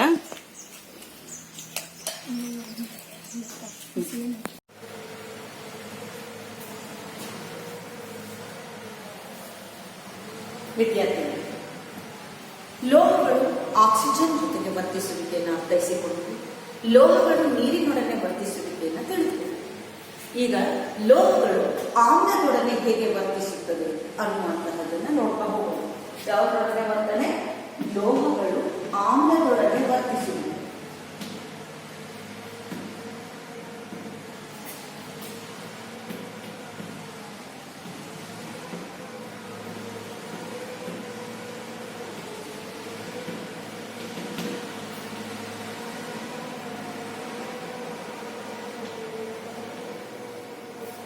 ಅಂದ್ರೆ ಇಲ್ಲಿ ನೆನ್ಪಿಟ್ಕೊಳ್ಬೇಕು, ಯಾವುದರ ಜೊತೆಗೆ ವರ್ತಿಸುವಿಕೆ? ಆಕ್ಸಿಜನ್ ಜೊತೆ ಎಲ್ಲಿ ಆಗಿದೆ? ನೀರಿನೊಡನೆ ಆಯ್ತು. ಲೋಹಗಳು ಆಮ್ಲದೊಡನೆ ವರ್ತಿಸುವಿಕೆ ಹೇಗೆ? ಲೋಹಗಳಲ್ಲಿ ಬಹಳಷ್ಟು ಲೋಹಗಳು ಆಮ್ಲದೊಡನೆ ವರ್ತನೆಯನ್ನು ಮಾಡುತ್ತವೆ. ಆಮ್ಲದೊಡನೆ ವರ್ತಿಸಿದಾಗ ಅದು ಉತ್ಪತ್ತಿ ಮಾಡುವಂತಹ ಸಂಯುಕ್ತದ ಜೊತೆಗೆ ಹೈಡ್ರೋಜನ್ ಅನಿಲವನ್ನು ಸಹ ಉತ್ಪತ್ತಿ ಮಾಡುತ್ತೆ. ಆದರೆ ಅಲೋಹಗಳು ಯಾವುದೂ ಸಹ ಆಮ್ಲದೊಡನೆ ವರ್ತಿಸುವುದಿಲ್ಲ. ಹಾಗಾದ್ರೆ ಅಲೋಹಗಳು ಯಾವುದರೊಡನೆ ವರ್ತಿಸುತ್ತೆ ಅನ್ನುವಂಥದ್ದನ್ನ ನೆಕ್ಸ್ಟ್ ನೋಡೋಣ. ಲೋಹಗಳು ಆಮ್ಲದೊಡನೆ ವರ್ತಿಸುತ್ತದೆ, ಆದರೆ ಅಲೋಹಗಳು ಆಮ್ಲದೊಡನೆ ವರ್ತಿಸುವುದಿಲ್ಲ. ಲೋಹಗಳು ಆಮ್ಲದೊಡನೆ ವರ್ತಿಸಿ ಹೈಡ್ರೋಜನ್ ಅನಿಲವನ್ನು ಉತ್ಪತ್ತಿ ಮಾಡುತ್ತದೆ ಅನ್ನುವಂತಹದನ್ನ ತಿಳಿಯಲಿಕ್ಕೋಸ್ಕರ ನಾವು ಈಗ ಒಂದು ಸರಳವಾದಂತಹ ಚಟುವಟಿಕೆಯನ್ನ ಮಾಡೋಣ. ಆದರೆ ಆ ಚಟುವಟಿಕೆಗಿಂತ ಮೊದಲು ಈ ಕ್ರಿಯೆಯಲ್ಲಿ ಪಾಲ್ಗೊಳ್ಳುವಂತಹ ಧಾತುಗಳು ಯಾವುವು ಅಥವಾ ಸಂಯುಕ್ತಗಳು ಯಾವುವು, ಯಾವ ಉತ್ಪನ್ನವನ್ನ ಕೊಡುತ್ತೆ ಅನ್ನುವಂತಹದನ್ನ ರಾಸಾಯನಿಕ ಕ್ರಿಯೆಯ ಮೂಲಕ ಈಗ ನಾವು ಅದನ್ನ ಬರಿತಾ ಹೋಗೋಣ. ಮಕ್ಕಳೇ, ಈಗ ನೋಡೋಣ ಯಾವ ಲೋಹ ಆಮ್ಲದೊಡನೆ ವರ್ತಿಸುತ್ತೆ. ನಾವು ತೆಗೆದುಕೊಳ್ಳುವಂತಹ ಈಗ ಚಟುವಟಿಕೆ ತೆಗೆದುಕೊಳ್ಳುವಂತಹ ಲೋಹವನ್ನು ನೋಡ್ತಾ ಹೋಗೋಣ. ಅದರಲ್ಲಿ ಲೋಹ ಯಾವುದನ್ನು ತೆಗೆದುಕೊಂಡಿದೀವಪ್ಪ ಅಂತ ಹೇಳಿದ್ರೆ ಸತು. ಸತುವನ್ನ ನಾವು ತೆಗೆದುಕೊಳ್ತಾ ಇದ್ದೀವಿ. ಸತು ಯಾವುದ್ರ ಜೊತೆಗೆ ವರ್ತಿಸ್ತಾ ಇದೆ ಅಂತ ಹೇಳಿದ್ರೆ ಹೈಡ್ರೋಕ್ಲೋರಿಕ್ ಆಮ್ಲದ ಜೊತೆಗೆ ವರ್ತಿಸುತ್ತೆ.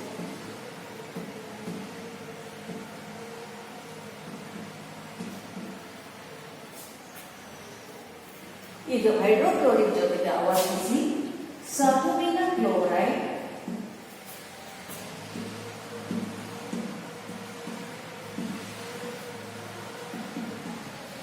ಪ್ಲಸ್ ಹೈಡ್ರೋಜನ್ ಅನ್ನು ಕೊಡುತ್ತೆ. ಹೈಡ್ರೋಜನ್ ಅನಿಲ ರೂಪದಲ್ಲಾಗಿರೋದ್ರಿಂದ ಅದು ಮೇಲಿನ ಬಾಣದ ಗುರುತಿನ ಮುಖಾಂತರ ಸೂಚಿಸ್ತಾ ಹೋಗುತ್ತೆ. ಈಗ ಅಕ್ಷರಗಳ ರೂಪದಲ್ಲಿ ಬರೆದಂತಹ ಈ ರಾಸಾಯನಿಕ ಕ್ರಿಯೆಯನ್ನ ನೀವು ಅವುಗಳ ಸಂಕೇತವನ್ನು ಹೇಳುವುದರ ಮೂಲಕ ಈ ರಾಸಾಯನಿಕ ಕ್ರಿಯೆಯನ್ನ ನಾವು ರಾಸಾಯನಿಕ ಸಮೀಕರಣವನ್ನು ಪೂರ್ಣಗೊಳಿಸೋಣ. ನೋಡಿ, ಸತುವಿನ ಸಂಕೇತ Zn, ಹೈಡ್ರೋಕ್ಲೋರಿಕ್ ಆಮ್ಲ ಅಣುಸೂತ್ರ ಏನು? HCl, H ಅಷ್ಟೇ ದೊಡ್ಡ ಇರಬೇಕು, C ಕ್ಯಾಪಿಟಲ್, HCl, Zn ಸತು ಪ್ಲಸ್ ಹೈಡ್ರೋಕ್ಲೋರಿಕ್ ಆಮ್ಲ ಇವೆರಡೂ ಸಹ ಏನಾಗಿದೆ? ಪರಸ್ಪರ ವರ್ತಿಸಿದೆ. ಇವೆರಡೂ ಸಹ ಪರಸ್ಪರ ವರ್ತಿಸಿದಾಗ ಏನು ಉತ್ಪತ್ತಿಯಾಯಿತು? ಜಿಂಕ್ ಕ್ಲೋರೈಡ್, ಸತುವಿನ ಕ್ಲೋರೈಡ್ ಬಿಡುಗಡೆ ಆಗುತ್ತೆ. ಜೊತೆಗೆ ಉತ್ಪತ್ತಿ ಆಗುತ್ತೆ. ಜೊತೆಗೆ ಯಾವುದು ಬಿಡುಗಡೆ ಆಗುತ್ತೆ? ಹೈಡ್ರೋಜನ್ ಅನಿಲ ಬಿಡುಗಡೆ ಆಗುತ್ತೆ. ಬಿಡುಗಡೆ ಆಗುವಂತಹ ಅನಿಲ ಹೈಡ್ರೋಜನ್ ಹೌದೇ ಅಲ್ಲವೇ? ಯಾವುದೋ ಅನಿಲ ಬಿಡುಗಡೆ ಆಗ್ತಾ ಇರ್ಬೋದು, ಅದನ್ನ ಹೈಡ್ರೋಜನ್ ಅನಿಲ ಅಂತಾನೆ ಹೇಗೆ ಗುರುತಿಸೋದು ಅನ್ನುವಂಥದ್ದಕ್ಕೆ ನಿಮಗೆ ಗೊತ್ತೇ ಇದೆ ಮಕ್ಕಳೇ. ಹೈಡ್ರೋಜನ್ ಅನ್ನುವಂತಹದ್ದು ಎಂತಹ ಅನಿಲ? ಘರ್ಯ ಅನಿಲ, ತಾನೇ ಹತ್ತಿಕೊಂಡು ಉಳಿಯುತ್ತೆ. ಆಕ್ಸಿಜನ್ ಎಂತಹ ಅನಿಲ? ಆಕ್ಸಿಜನ್ ಅನ್ನುವಂಥದ್ದು ದಹನಾನುಕೂಲಿ, ಹತ್ತಿಕೊಂಡು ಉರಿಲಿಕ್ಕೆ ಸಹಾಯವನ್ನ ಮಾಡುತ್ತೆ. ಹಾಗಾಗಿ ಎಲ್ಲಿ ಹೈಡ್ರೋಜನ್ ಅನಿಲ ಇರುತ್ತೋ ಅಲ್ಲಿ ಅದು ಹತ್ತಿಕೊಂಡು ಉರಿಯುತ್ತೆ.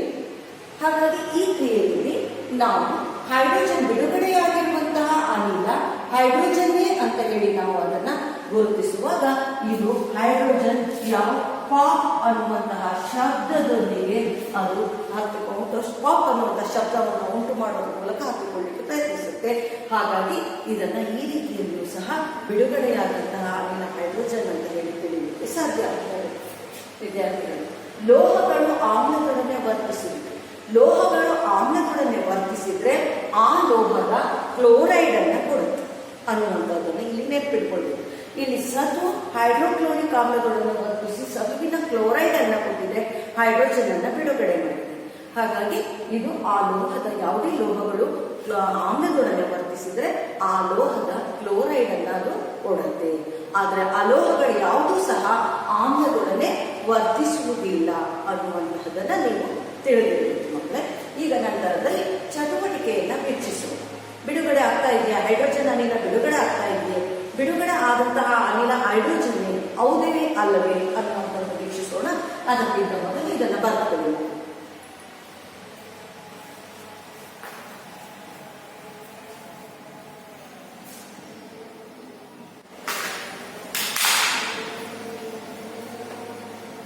ವಿದ್ಯಾರ್ಥಿಗಳು, ಲೋಹಗಳು ನೀರಿನೊಡನೆ ವರ್ತಿಸುತ್ತದೆ ಅನ್ನುವಂಥದ್ದನ್ನು ತಿಳಿದುಕೊಳ್ಳಿ.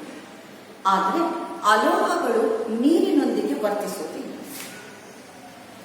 ಅಲೋಹಗಳು ಗಾಳಿಯಲ್ಲಿ ಅತ್ಯಂತ ವೇಗವಾಗಿ ವರ್ತಿಸುವಂತಹ ಪ್ರಕ್ರಿಯೆಯನ್ನು ಮಾಡುತ್ತೆ. ಹಾಗಾಗಿ ಅಲೋಹಗಳಿಗೆ ಉದಾಹರಣೆಯಾದಂತಹ ರಂಜಕ ಯಾವುದು? ಅಲೋಹಗಳಿಗೆ ಉದಾಹರಣೆ ಯಾವುದು? ರಂಜಕ. ಇದಕ್ಕೆ ಇರುವಂತಹ ಇಂಗ್ಲಿಷ್ನಲ್ಲಿ ರಂಜಕವನ್ನ ಏನಂತ ಹೇಳ್ತೇವೆ?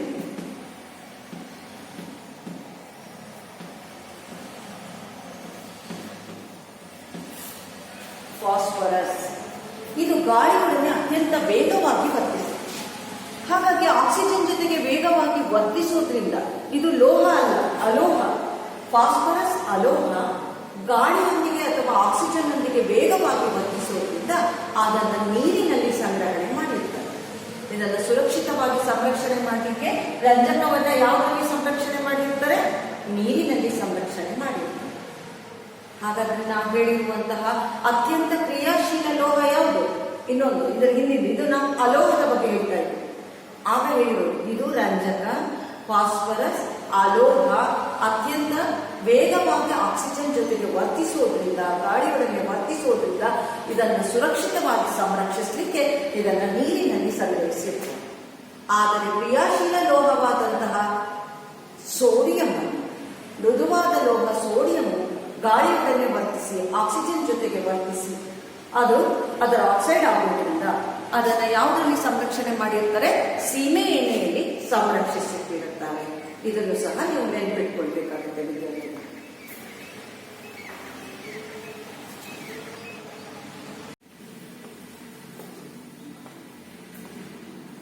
ವಿದ್ಯಾರ್ಥಿಗಳು, ಈಗ ನಾವು ಸ್ಥಾನಪಲ್ಲಟ ಕ್ರಿಯೆಯ ಬಗ್ಗೆ ತಿಳಿದುಕೊಳ್ಳೋಣ. ಯಾವ ಕ್ರಿಯೆ? ಸ್ಥಾನಪಲ್ಲಟ ಕ್ರಿಯೆ ಅನ್ನುವಂಥದ್ದು. ಲೋಹಗಳು ಹೇಗೆ ಸ್ಥಾನಪಲ್ಲಟಗೊಳಿಸುತ್ತೆ? ಕ್ರಿಯಾಶೀಲ ಲೋಹಗಳು ಯಾವುವು? ಅತ್ಯಂತ ಕ್ರಿಯಾಶೀಲ ಲೋಹಗಳು ಯಾವುವು? ಕ್ರಿಯಾಶೀಲವಲ್ಲದ ಲೋಹಗಳು ಯಾವುದು ಅನ್ನುವಂತಹದನ್ನ ಈಗ ನಾವು ಈ ಸ್ಥಾನಪಲ್ಲಟ ಕ್ರಿಯೆಯ ಮೂಲಕ ತಿಳಿದುಕೊಳ್ಳೋಣ. Displacement reaction. ಏನಿದೆ ಇಲ್ಲಿ ಸ್ಥಾನಪಲ್ಲಟ ಕ್ರಿಯೆ ಅನ್ನುವುದು? ಇಲ್ಲಿ ನಾವು ಈ ಸ್ಥಾನಪಲ್ಲಟ ಕ್ರಿಯೆಯನ್ನ ತರಗತಿಯಲ್ಲಿ ಸುಲಭವಾಗಿ ವಿದ್ಯಾರ್ಥಿಗಳಿಗೆ ನಿಮಗೆ ಅರ್ಥೈಸಲಿಕ್ಕೆ ಸಾಧ್ಯವಾಗುವ ಹಾಗೆ ತೋರಿಸಬಹುದಾದಂತಹ ಚಟುವಟಿಕೆ ಅಂತ ಹೇಳಿದ್ರೆ ಕಬ್ಬಿಣ ಮತ್ತು ತಾಮ್ರದ ಸಲ್ಫೇಟ್ನ ವರ್ತನೆ. ಕಬ್ಬಿಣ ಮತ್ತು ತಾಮ್ರದ ಸಲ್ಫೇಟ್. ವಿದ್ಯಾರ್ಥಿಗಳೇ, ಇಲ್ಲಿ ನಾವು ಕಬ್ಬಿಣವನ್ನ ತೆಗೆದುಕೊಂಡಿದ್ದೀವಿ. ಕಬ್ಬಿಣವನ್ನ ತೆಗೆದುಕೊಂಡು ಇದನ್ನ ತಾಮ್ರದ ಸಲ್ಫೇಟ್ ದ್ರಾವಣದಲ್ಲಿ ಇದನ್ನ ಮುಳುಗಿಸಿದ್ವಿ. ಇದನ್ನ ಚಟುವಟಿಕೆಯಲ್ಲಿ ತೆಗೆದುಕೊಳ್ಳುವಂತಹ ಕ್ರಿಯೆಯನ್ನೇ ನಾನು ಇಲ್ಲಿ ಅದನ್ನ ಯಾವುದರಿಂದ ಬರ್ತಿದ್ದೀನಪ್ಪ ಅಂತ ಹೇಳಿದ್ರೆ ರಾಸಾಯನಿಕ ಸಮೀಕರಣದಿಂದ ಬರ್ತಿದ್ದೀನಿ. ಕಬ್ಬಿಣ ಪ್ಲಸ್ ತಾಮ್ರದ ಸಲ್ಫೇಟ್ ಇವೆರಡು ಪರಸ್ಪರ ವರ್ತಿಸಿದಾಗ ಏನಾಗತ್ತಪ್ಪ ಅಂತ ಹೇಳಿದ್ರೆ ಇಲ್ಲಿರುವಂತಹ ಕಬ್ಬಿಣ, ಇದನ್ನ ಕಲರ್ ಚಾಪಿಸಲೇ ಬರ್ತಿರ್ತೀನಿ ಮಕ್ಕಳೇ, Fe ಈಗ ಗೊತ್ತಲ್ಲ, ಇದು ಒಂದು ಧಾತು, ಇದು ಒಂದು ಸಂಯುಕ್ತ. ಇದು ಒಂದು ಧಾತು, ಇದು ಒಂದು ಸಂಯುಕ್ತ. ಇದು ಒಂದು ಧಾತು, ಇದು ಒಂದು ಸಂಯುಕ್ತ. ಇದರಲ್ಲೂ ಸಹ ಈ ಸಂಯುಕ್ತದಲ್ಲಿ ಇಲ್ಲಿಯೂ ಸಹ ಒಂದು ಧಾತು ಇದೆ. ಈ ಧಾತು ಯಾವುದು ಅಂತ ಹೇಳಿದ್ರೆ ತಾಮ್ರ. ಈಗ ಈ ರಾಸಾಯನಿಕ ಕ್ರಿಯೆ ನಡೆದಾಗ ಈ ತಾಮ್ರದ ಸಲ್ಫೇಟ್ ದ್ರಾವಣದಲ್ಲಿ ಒಂದು ಬೀಕರನ್ನು ತೆಗೆದುಕೊಂಡಿದ್ದೀವಿ. ಈ ಬೀಕರಲ್ಲಿ ತಾಮ್ರದ ಸಲ್ಫೇಟ್ ದ್ರಾವಣವನ್ನು ತೆಗೆದುಕೊಂಡಿದ್ದೀವಿ. ಇದಕ್ಕೆ ಒಂದು ಕಬ್ಬಿಣದ ಮೊಳೆಯನ್ನು ಹಾಕಿ ಇದರಲ್ಲಿ ಒಂದು ಕಬ್ಬಿಣದ ಮೊಳೆಯನ್ನು ನಾವು ಈಗ ಹಾಕಿದ್ದೀವಿ ತಾಮ್ರದ ಸಲ್ಫೇಟ್ ದ್ರಾವಣ. ಇಲ್ಲಿ ಏನು ಕ್ರಿಯೆ ನಡೆಯುತ್ತೆ ಅನ್ನುವಂಥದ್ದನ್ನ ಚಟುವಟಿಕೆಯ ಮೂಲಕವೂ ವೀಕ್ಷಿಸೋಣ. ಈಗ ಸಹ ರಾಸಾಯನಿಕ ಕ್ರಿಯೆಯನ್ನು ಅರ್ಥೈಸಿಕೊಳ್ಳೋಣ. ಈ ರೀತಿ ಹಾಕಿದಾಗ ಇಲ್ಲಿ ಇದು ಕಬ್ಬಿಣ, ಇದು ಕಬ್ಬಿಣದ ಮೊಳೆನೇ ಇದೆ ಕಬ್ಬಿಣ, ಇಲ್ಲಿ ತಾಮ್ರದ ಸಲ್ಫೇಟ್. ಈ ರೀತಿ ಹಾಕಿದಾಗ ಇಲ್ಲಿ ಏನಾಗುತ್ತಪ್ಪ ಅಂತ ಹೇಳಿದ್ರೆ ಈ ಎರಡು ಧಾತುಗಳಲ್ಲಿ ಕಬ್ಬಿಣ ಮತ್ತು ತಾಮ್ರ ಈ ಎರಡು ಧಾತುಗಳಲ್ಲಿ ಯಾವ ಧಾತು ಹೆಚ್ಚು ಕ್ರಿಯಾಶೀಲವಾಗಿರುತ್ತೋ ಆ ಧಾತು ಕಡಿಮೆ ಕ್ರಿಯಾಶೀಲವಾದಂತಹ ಧಾತುವನ್ನ ಹೊರದೂಡಿ ತಾನು ಅದರ ಸ್ಥಾನವನ್ನ ಆಕ್ರಮಿಸಿಕೊಳ್ಳುತ್ತೆ. ಈ ಕ್ರಿಯೆಯನ್ನ ಸ್ಥಾನಪಲ್ಲಟ ಕ್ರಿಯೆ ಅಂತ ಹೇಳಿ ಕರಿತೀವಿ ನಾವು. ಹಾಗಾದ್ರೆ ಈಗ ಕಬ್ಬಿಣ ಇಲ್ಲಿದೆ, ತಾಮ್ರದ ಸಲ್ಫೇಟ್ ಅನ್ನುವಂತಹ ಒಂದು ಸಂಯುಕ್ತ ಇದೆ. ಒಂದು ಧಾತು ಏನಾಗಿರುತ್ತೆ, ಒಂದು ಸಂಯುಕ್ತದಲ್ಲಿರುವಂತಹ ಧಾತುವನ್ನ ಹೊರದೂಡಿ ತಾನು ಅದರ ಸ್ಥಾನವನ್ನ ಆಕ್ರಮಿಸಿಕೊಂಡ್ರೆ ಅದನ್ನು ನಾವು ಸ್ಥಾನಪಲ್ಲಟ ಕ್ರಿಯೆ ಅಂತ ಹೇಳಿ ಕರಿತೀವಿ. ಇನ್ನು ಅರ್ಥ ಆಗ್ತಾ ಇಲ್ಲ ಅಂತ ಹೇಳಿದ್ರೆ Fe ಅನ್ನುವಂಥದ್ದು ಏನಿದೆ, Cuವನ್ನ ಹೊರದೂಡಿ Cuವಿನ ಸ್ಥಾನದಲ್ಲಿ ಬಂದು Fe ಬಂದು ಸೇರುತ್ತೆ. ಹಾಗಾಗಿ ಈಗ ಏನಾಗುತ್ತೆ, ಇಲ್ಲಿರುವಂಥದ್ದು FeSO4 ಏನಾಗುತ್ತೆ, FeSO4 ಆಗುತ್ತೆ. ಹಾಗಾಗಿ ಇಲ್ಲಿರುವಂತಹ ತಾಮ್ರ ಏನಾಗುತ್ತೆ, ಹೊರ ಹೋಗುತ್ತೆ. ಇಲ್ಲಿರುವಂತಹ ತಾಮ್ರ ಹೊರ ಹೋಗುತ್ತೆ. ಒಂದು ಧಾತು ಸಂಯುಕ್ತದಲ್ಲಿರುವಂತಹ ಧಾತುವನ್ನ ಹೊರದೂಡಿ ತಾನು ಅದರ ಸ್ಥಾನವನ್ನ ಆಕ್ರಮಿಸಿಕೊಂಡ್ರೆ ಅದನ್ನ ಸ್ಥಾನಪಲ್ಲಟ ಕ್ರಿಯೆ ಅಂತ ಹೇಳಿ ಕರೀತೀವಿ. ಅಥವಾ ಇನ್ನೂ ನಿಮಗೆ ಅದು ಕಷ್ಟ ಅರ್ಥ ಆಗದೆ ಇದ್ರೆ ಒಂದು ಜಲೀಯ ದ್ರಾವಣದಲ್ಲಿ ಒಂದು ಕ್ರಿಯಾಶೀಲ ಧಾತು ಜಲೀಯ ದ್ರಾವಣದಲ್ಲಿರುವಂತಹ ಧಾತುವನ್ನ ಹೊರದೂಡಿ ತಾನು ಅದರ ಸ್ಥಾನವನ್ನ ಆಕ್ರಮಿಸಿಕೊಂಡ್ರೆ ಅದನ್ನ ನಾವೇನಂತ ಹೇಳಿ ಕರಿತೀವಿ, ಸ್ಥಾನಪಲ್ಲಟ ಕ್ರಿಯೆ ಅಂತ ಹೇಳಿ ಕರಿತೀವಿ. ಹಾಗಾಗಿ ಈಗ ಇದರಲ್ಲಿ ತಾಮ್ರ ಮತ್ತು ಕಬ್ಬಿಣ ಇವುಗಳಲ್ಲಿ ಯಾವುದು ಕ್ರಿಯಾಶೀಲ ಧಾತು ಅಂತ ಹೇಳಿದ್ರೆ ತಾಮ್ರಕ್ಕಿಂತ ಕಬ್ಬಿಣ ಅತ್ಯಂತ ಕ್ರಿಯಾಶೀಲವಾದ ಧಾತು. ಹಾಗಾಗಿ ತಾಮ್ರವನ್ನ ಹೊರದೂಡಿ ತಾನು ಅದರ ಸ್ಥಾನವನ್ನ ಆಕ್ರಮಿಸಿಕೊಳ್ತಾ ಹೋಗಿದೆ. ಲೋಹಗಳು, ಪ್ರತಿಯೊಂದು ಲೋಹಗಳು ತನ್ನದೇ ಆದಂತಹ ಕ್ರಿಯಾಶೀಲ ಶಕ್ತಿಯನ್ನು ಹೊಂದಿರುವಂತದ್ದಾಗಿದೆ. ನಿಮಗೂ ಸಹ ಪಠ್ಯ ಪುಸ್ತಕದಲ್ಲಿ ಕಬ್ಬಿಣ, ತಾಮ್ರ, ಸತು, ಮೆಗ್ನೀಷಿಯಂ ಈ ರೀತಿಯ ಧಾತುಗಳ ಕ್ರಿಯಾಶೀಲತೆಯ ಬಗ್ಗೆಯೂ ಸಹ ಹೇಳಿದೆ. ಹಾಗಾಗಿ ಧಾತುಗಳ ಕ್ರಿಯಾಶೀಲತೆಯಲ್ಲಿ ಇವುಗಳನ್ನ ನಾವು ಅವುಗಳ ಆಧಾರದ ಮೇಲೆ ಜೋಡಿಸುವಂತಹ ಪ್ರಕ್ರಿಯೆಯಲ್ಲಿ ಯಾವುದು ಬೇಗ ಅದನ್ನ ಸ್ಥಾನ ಪಲ್ಲಟಗೊಳಿಸುತ್ತೆ, ಯಾವ ಧಾತು ಬೇಗ ವರ್ತಿಸುತ್ತೆ ಅನ್ನುವಂಥದ್ದು ಅದು ಕ್ರಿಯಾಶೀಲವಾದಂತಹ ಧಾತು ಅಂತ ಹೇಳಿ ನಾವು ಗುರುತಿಸಲಿಕ್ಕೆ ಸಾಧ್ಯ. ಕ್ರಿಯೆಯಲ್ಲಿ ಯಾವ ಕ್ರಿಯೆ ವೇಗವಾಗಿ ಯಾವ ಲೋಹ ಕ್ರಿಯೆಯನ್ನು ನಡೆಸುತ್ತೋ ಅದು ಕ್ರಿಯಾಶೀಲವಾದಂತಹ ಧಾತು ಅಂತ ಹೇಳಿ ಕರಿತೀವಿ. ಹಾಗಾಗಿ ನಮಗೆ ತಿಳಿದಿರುವ ಹಾಗೆ ಈಗ ಈ ರೀತಿಯ ಪ್ರಯೋಗದಲ್ಲಿ ಸುಮ್ಮನೆ ಈಗ ಚಟುವಟಿಕೆ ಪ್ರಯೋಗವನ್ನು ಮಾಡಿ ತೋರಿಸ್ತೀವಿ. ಅದಕ್ಕಿಂತ ಮೊದಲು ತಾಮ್ರದ ಸಲ್ಫೇಟ್ ದ್ರಾವಣವನ್ನು ತೆಗೆದುಕೊಂಡು ಅದಕ್ಕೆ ಮೊಳೆಯನ್ನ ಇಟ್ಟಿದ್ದೀವಿ, ಕಬ್ಬಿಣದ ಮೊಳೆಯನ್ನ ಹಾಕಿದ್ದೀವಿ. ಇದರಲ್ಲಿ ಇದನ್ನು ಸುಮಾರು 20 ನಿಮಿಷಗಳು ಅಥವಾ ಅರ್ಧ ಗಂಟೆಗಳ ಕಾಲ ಬಿಟ್ಟಾಗ ಕಬ್ಬಿಣದ ಮೊಳೆಯ ಮೇಲೆ ತಾಮ್ರ ಏನಾಗಿರುತ್ತೆ ಸಂಗ್ರಹ ಆಗಿ ಕಬ್ಬಿಣ ಎಲ್ಲ ಏನಾಗಿರುತ್ತೆ ಕೆಂಪಾಗಿ ಕಂಡು ಬರ್ತಾ ಇರುತ್ತೆ, ಕಬ್ಬಿಣದ ಮೊಳೆ ಕೆಂಪಾಗಿ ಕಂಡು ಬರ್ತಾ ಇರುತ್ತೆ. ಹಾಗಾಗಿ ಇಲ್ಲಿ ಏನಾಗಿರುತ್ತೆ ಕಬ್ಬಿಣದ ಮೇಲೆ ಈ ತಾಮ್ರ ಬಂದು ಡೆಪಾಸಿಟ್ ಆಗಿರುವಂತಹದನ್ನ ನಾವು ವೀಕ್ಷಿಸಲಿಕ್ಕೆ ಸಾಧ್ಯ ಆಗ್ತಾ ಹೋಗುತ್ತೆ. ಹಾಗಾಗಿ ಇದರಲ್ಲಿ ಕ್ರಿಯೆಯನ್ನು ನಾವು ಸ್ಥಾನಪಲ್ಲಟ ಕ್ರಿಯೆ ಅಂತ ಹೇಳಿ ಕರೀತೀವಿ. ಈ ಲೋಹಗಳ ಕ್ರಿಯಾಶೀಲತೆಯ ಸರಣಿಯನ್ನ ಸುಮ್ಮನೆ ಹಾಗೆ ನಾವು ನೆನಪು ಮಾಡ್ಕೊಳ್ಬೇಕು ಅಂತ ಹೇಳಿದ್ರೆ ಯಾವ ಲೋಹಗಳು ಹೆಚ್ಚು ಕ್ರಿಯಾಶೀಲವಾಗಿರುತ್ತೆ ಅನ್ನುವಂಥದ್ದನ್ನ ಪ್ರಯೋಗ ಮಾಡಿಯೂ ತಿಳಿದಂತಹ ನಮಗೆ ಪೊಟ್ಯಾಷಿಯಂ ಅತ್ಯಂತ ಕ್ರಿಯಾಶೀಲವಾದಂತಹ ಧಾತು. ಈ ರೀತಿಯಲ್ಲಿ ಅವುಗಳನ್ನ ಬರೀತಾ ಹೋಗ್ಬೋದು. ಯಾವ ಲೋಹಗಳು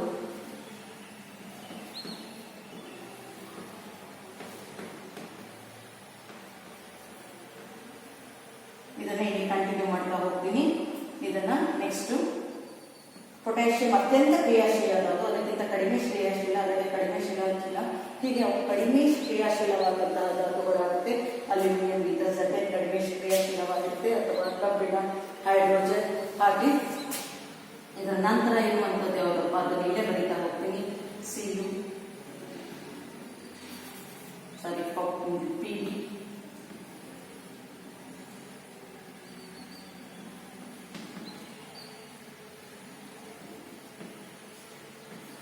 ಈ ರೀತಿಯಲ್ಲಿ ಲೋಹಗಳ ಕ್ರಿಯಾಶೀಲತೆಯ ಸರಣಿಯನ್ನು ಸಹ ತಿಳಿಯಲಿಕ್ಕೆ ಸಾಧ್ಯ ಆಗ್ತವೆ. ಈ ಲೋಹಗಳ ಕ್ರಿಯಾಶೀಲತೆಯಲ್ಲಿ ಮೇಲಿರುವಂತಹ ಲೋಹಗಳು ಹೆಚ್ಚು ಕ್ರಿಯಾಶೀಲವಾಗಿರುತ್ತೆ, ಕೆಳಗೆ ಹೋಗ್ತಾ ಹೋಗ್ತಾ ಅವುಗಳ ಕ್ರಿಯಾಶೀಲತೆ ಕಡಿಮೆ ಆಗಿರುವಂತದ್ದು ಕಂಡು ಬರುತ್ತೆ. ಇವುಗಳನ್ನು ಈ ರೀತಿ ಆಧಾರದ ಮೇಲೆ ಅವು ಕ್ರಿಯೆಯಲ್ಲಿ ಪಾಲ್ಗೊಳ್ಳುವಂತಹದ್ದಾಗಿದೆ. ಈಗ ವಿದ್ಯಾರ್ಥಿಗಳೇ ಸ್ಥಾನಪಲ್ಲಟಕ್ಕೆ ಸಂಬಂಧಿಸಿದಂತಹ ಚಟುವಟಿಕೆಯನ್ನು ವೀಕ್ಷಿಸುವುದು.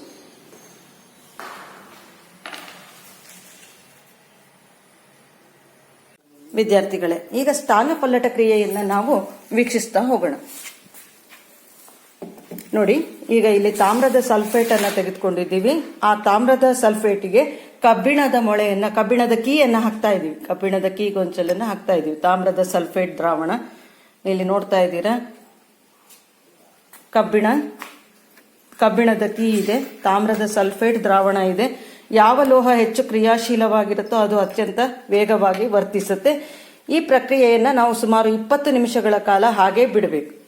ಆನಂತರ ನಾವು ವೀಕ್ಷಣೆ ಮಾಡಿದಾಗ ನಮಗೆ ಇಲ್ಲಿ ಸ್ಥಾನಪಲ್ಲಟ ಆಗಿರುವಂತಹದ್ದು ಗೋಚರಿಸುತ್ತೆ. 20 ನಿಮಿಷಗಳ ಕಾಲ ಹಾಗೆ ಬಿಟ್ಟಿದ್ವಿ ನಾವು. ಬೇರೆ ಕೀಯನ್ನ ಹಾಕಿಟ್ಟಿದ್ದೀನಿ ನಾನು, ಮೊದಲೇ ಹಾಕಿಟ್ಟಿದ್ದು ಅದೇ ತರದ ಒಂದು ಕೀ ಇದೆ ನೋಡಿ. ಆ ಕೀನಲ್ಲಿ ತಾಮ್ರ ಅದರ ಮೇಲೆ ಸಂಗ್ರಹ ಆಗಿರುವಂತಹದ್ದು ಗೋಚರಿಸ್ತಾ ಹೋಗುತ್ತೆ. ಈ ಪ್ರಕ್ರಿಯೆಯನ್ನ ನಾವು ಸ್ಥಾನಪಲ್ಲಟ ಕ್ರಿಯೆ ಅಂತ ಹೇಳಿ ಕರಿತೀವಿ. ಮೊದಲಿನ ಕೀಯನ್ನು ಸಹ ತೋರಿಸ್ತೀವಿ ನೋಡಿ ಮಕ್ಕಳೇ. ಅದನ್ನ 20 ನಿಮಿಷದ ಮೊದಲು ಹಾಕಿರುವಂತಹ ಕೀ ಅದು. ಈಗ ನೋಡಿ, ಇದು ಈಗ ಹಾಕಿರುವಂತ, ಇದು ಕಬ್ಬಿಣದ ಮೊಳೆ, ಇದು ತಾಮ್ರದ ಸಲ್ಫೇಟ್ ದ್ರಾವಣದಲ್ಲಿ ಅದ್ದಿದಂತಹ ಕೀ. ಅದರ ಮೇಲೆ ತಾಮ್ರ ಡೆಪಾಸಿಟ್ ಆಗಿರುವಂತದ್ದು, ಸಂಗ್ರಹ ಆಗಿರುವುದನ್ನು ವೀಕ್ಷಿಸಬಹುದು ಮಕ್ಕಳೇ. ಎರಡು ಕೀಯನ್ನು ಸಹ ಹೋಲಿಸಿ ನೀವು ವ್ಯತ್ಯಾಸವನ್ನು ತಿಳಿಯಬಹುದು. ಇದನ್ನು ನಾವು ಸ್ಥಾನಪಲ್ಲಟ ಕ್ರಿಯೆ ಅಂತ ಹೇಳಿ ಕರಿತೇವೆ.